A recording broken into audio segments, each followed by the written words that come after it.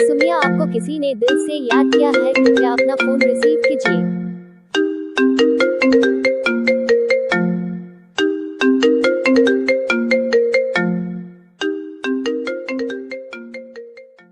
ऐसे ही और रिंगटोन बनवाने के लिए अपना नाम कमेंट में ज़रूर लिखें।